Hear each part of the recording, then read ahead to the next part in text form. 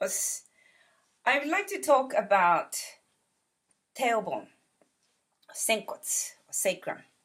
Now, I noticed the other day some of my students could not bow properly, or including my mother, who's 71 years old, and she really kept on bowing like this. So from start, they really struggle to go forward because this part is not going out. I mean, head is about 5 kilograms. So in order to bend straight forward, you need to move your hip joint. And then I've noticed for people who are quite rigid in this area, this poking action, it doesn't happen. So naturally, they can train to definitely. So it's important that they start from hip joint, roll back, and then their tanden is pulled up or active, and then you bow. Whether hands forward or hands by the side, it's the same action. It shouldn't feel the weight on your back. It should go in like that, so it becomes a nice triangle shape from this. And the neck should never be shortened. Now, in order to understand what's going on there, here, so if you grab the hip bone, my actual bone here in a bodysuit, it's a little bit too high, but you have to bring this out first. Then the body would go naturally. Not to the point it looks like this, but it's just a tiny bit of movement is needed to poke the bum out. If you just do that and you feel that your transversus muscle gets engaged straight away, and that's what helps you to come up and stand in a very firm position.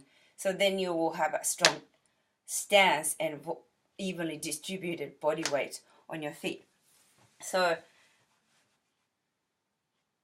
yeah, and that is also useful in a Kiba dachi.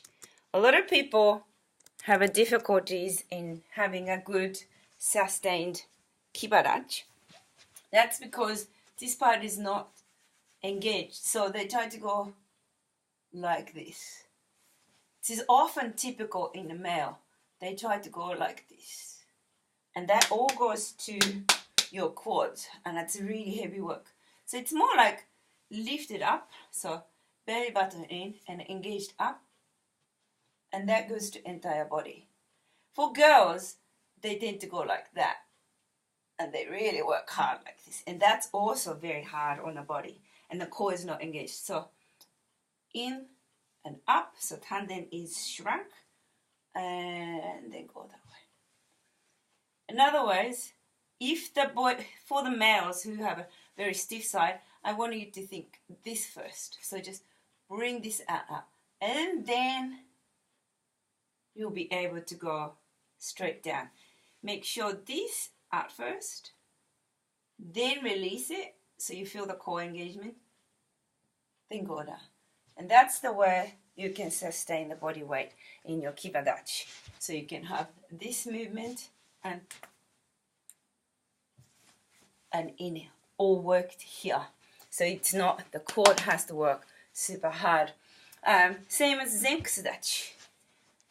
Here, if the boys like to stand this way, or if you've been working on a computer all day, they tend to do that, etc. Then this gets rigid. So just move hip joint, have a mobility in both sides, going out, going in, to your right, to your right and left, just all the movement. Then if you have that Zenkusu dachi, so rather than this, that goes to here into your knee, it's a little bit out and then neutral.